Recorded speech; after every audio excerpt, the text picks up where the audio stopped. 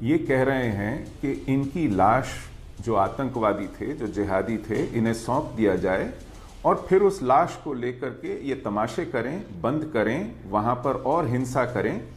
इनको आदत पड़ गई थी मारे गए आतंकवादियों की लाशों को लेकर के वहां तमाशा खड़ा करने की।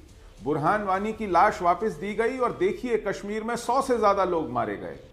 ये पाकिस्तानी आतंकवादी जिनका आप नाम नहीं जानते, जिनको चेहरा नहीं पहचानते, उनको मेहमान मुजाहिद करके उनकी लाशों को लेकर तमाशे किए जाते थे। सैकड़ों लोग जुटा लिए जाते थे, पत्थरबाजी होती थी, आगजनी होती थी और लोग मारे जाते थे। कर्फ्यू डिफाई होता था। इस पर रोक लगनी चाहिए थी पहले ही, लेकिन इनकी आदतें खराब की गई पिछले कुछ सालों में। इनको यह करने दिया गया और ये रिक्रूटमेंट ग्राउंड बने आतंकवादियों के। तो आज ये कहते हैं कि यह हमारा हक है। अगर बच्चों के यतीम होने की इतनी ही चिंता है तो बंदूक उठाने से पहले सोचना चाहिए, उनको वहां पर पनाह देने से पहले सोचना चाहिए, आईईडी बनाने से पहले सोचना चाहिए, एनकाउंटर पर जाने से पहले सोचना चाहिए, क्या सोचना चाहिए, देश के खिलाफ आवाज बुलंद करने से पहले सोचना चाहिए कि बच्चे यतीम हो जाएंगे। दिस गाय रुबिका, क्या नाम है इनका? ये एक बहुत आतंक के खिलाफ, जिहाद के खिलाफ हमारा कार्यक्रम जारी रहना चाहिए। ओके, इफ्रा जान, मैं आपको जवाब जी।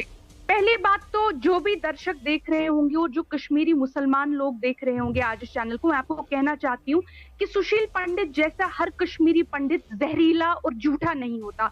कश्मीरी पंडित संघर्ष समिति जो है, जो कश्मीर में रहते हुए कश्मीरी पंडितों की समिति है, जो दिल्ली के स्टूडियो पंडित जबड़े में जो रह रही है, खौफ के साए में जो रह रहे हैं, जिनकी गर्दन आपके हाथ में है, जिनको आप जब चाहे निशाने पर ले लेते हैं, आपने उनकी ये गत बना रखी है कि वो रो नहीं सकते हैं, वो एहतजाज नहीं कर सकते हैं। एक सेकंड दहशत के खिलाफ सुनिए आवाज बुलंद नहीं कर सकते हैं। इफ्रा जान, पहले अपनी बात, और आप उन्हें सामने रख करके अपनी सियासत करते हैं। सुशील जी, एक सेकंड, पहले इफ्रा जान अपना ओपनिंग रिमार्क दे दें, उसके बाद हाँ इफ्रा जान। Thank you. पहली बात तो मैं सभी कश्मीरी लोगों को बताना चाहती हूँ कि जो कश्मीरी पंडित संघर्ष समिति है, जो कश्मीर में रहने वाले कश्मीरी पंडितों की कम्युनिटी है, जो दिल्ली में बैठ के बीजेपी के टुकड़ों पे नहीं करते, कश्मीर में रहते हैं, वो उन्होंने साफ साफ कहा है कि वो इसकी निंदा के साए में गर्दन पर जिनकी आपका हाथ है, जिनको आप जब चाहे भेड़ बकरियों की तरह मार डालते हैं, moron, shut up. Okay, Ifra Jaan please, Ifra Jaan आप जानते हैं, no personal attack please Ifra Jaan. I am not being allowed to speak. That is what she is doing. Kashmiri please, both of you, please. मैं चाहती हूँ एक सभ्य डिबेट हो। सुशील जी, रिक्वेस्ट है इफ्रा जान को अपना ओपनिंग रिमार्क कह देने दीजिए, उसके बाद मैं आपको काउंटर का मौका दूंगी। इफ्रा जान, थैंक यू। 30 सेकंड। कश्मीरी पंडित संघर्ष समिति जो है, उन्होंने सिर्फ ये नहीं कहा है हम इसकी निंदा करते हैं, वो ये भी कह के चुप कर सकते थे और निकल सकते थे।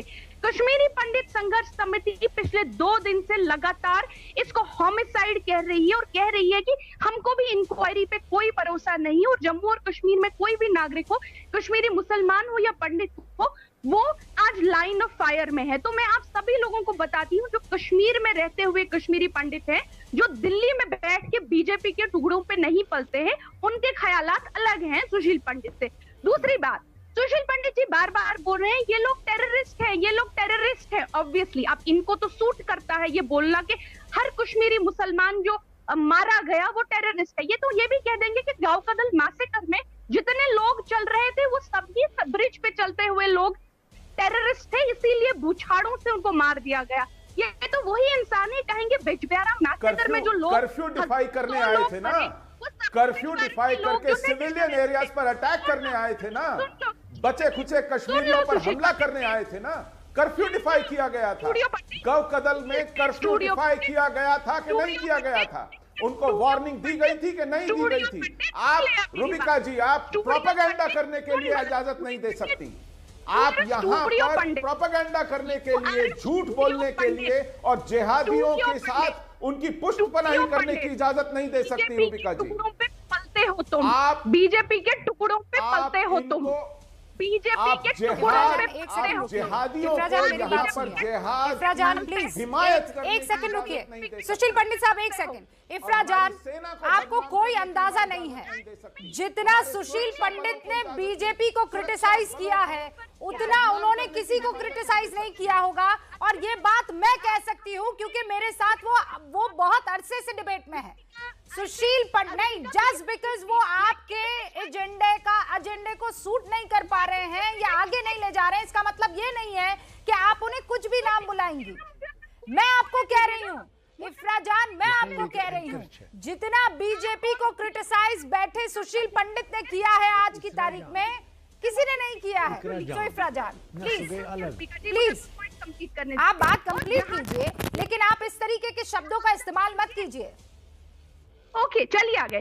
जहां तक अच्छा, ये हमारे जो मरे हुए लोग हैं उनको टेररिस्ट बोल सकते हैं, हम इनको आके कुछ ना बोलें, ठीक है, हम इनको कुछ नहीं बोले, हमें बोलने की इजाजत हो रही है ना। लेकिन आप क्यों कंक्लूजन पर कूद रही हैं कि वो टेररिस्ट थे कि नहीं थे? जांच हो जाने दीजिए। सुन लीजिए मैडम, सुन लीजिए। यहाँ तक अगर वो सेना पर गोली चलाएंगे, उन पर हथियार बंद हमले करेंगे तो वो क्या कहलाएंगे? मोरॉन। अगर वो पुलिस के साथ, सिक्योरिटी फोर्सेस के साथ एनकाउंटर करेंगे, उन पर ग्रेनेड फेंकेंगे तो आप उनको क्या कहेंगे? अगर इतना है तो यहाँ के रेस्ट क्यों नहीं लेते हो तुम, जब इतनी हालात ठीक हुए हैं यहाँ पे? क्योंकि तो बीजेपी के टुकड़ों पे पलता है ना। यहाँ पर कोई हालात ठीक नहीं है क्योंकि आपने जिहादी पाल रखे हैं वहां। आप जिहादियों के साए में उनकी गोद में बैठ के खेलती हैं। आपकी जहनियत में जिहाद है, जहर आपके दिमाग में है, इसलिए आपको लगता है कि वहां पर आप किसी को भी बैठ के गाली दे सकती हैं। सच आपको सुनाई अच्छा नहीं लगता सुनना। और गोली मार सकते हैं। अगर आप मेरी सेना पर गोली चलाएंगे, अगर आप सेना पर बम फेंकेंगे, जितना कॉन्फिडेंट आप इस बात पर तो वो टेररिस्ट कहलाएंगे। जितना कॉन्फिडेंटली आप अभी नहीं, जितना कॉन्फिडेंटली आप अभी उन तमाम लोगों को कह रही हैं कि नहीं वो बेकसूर थे, क्या आप इतना कॉन्फिडेंटली हमारी सेना के बारे में बोल पाएंगी? Let me respond for the question Rubika. अगर आप पुलिस के अपने बयान देखेंगे, पुलिस खुद कहती है कि इन्होंने इनको उठाया और अंदर लिया और वहां पे दरवाजे खटखटाने के लिए बोला। ये तो पुलिस का अपना बयान है। आप सिविलियंस को एज ह्यूमन शील्ड्स यूज करते हो और उन्हीं सिविलियनों को उसके बाद गोली मार के कहते हो कि ये तो टेररिस्ट थे। और सुशील पंडित जैसे लोग यहाँ पे आके जो बिंद्रो की मौत पे तो बहुत रोते हैं, जो फेक कॉल सेंटर चला रहे थे वो कौन थे वहां पर? लेकिन वहां पर जो हार्बर कर रहे थे वो कौन थे? कौन थे फेक कॉल सेंटर चलाने वाले लोग? कौन थे? कॉल सेंटर चला रहे थे। आप इस शील्ड की तरफ तो इशारा करती हैं, लेकिन वो शील्ड आपको नजर नहीं आती है। वो कौन थे? जो कश्मीरी महिलाओं को, कश्मीरी बच्चों को, स्कूल के बच्चों को हाथ में पत्थर पकड़ाकर और आगे शील्ड की तरह इस्तेमाल करते हैं, वो आपको नहीं दिखाई देते हैं।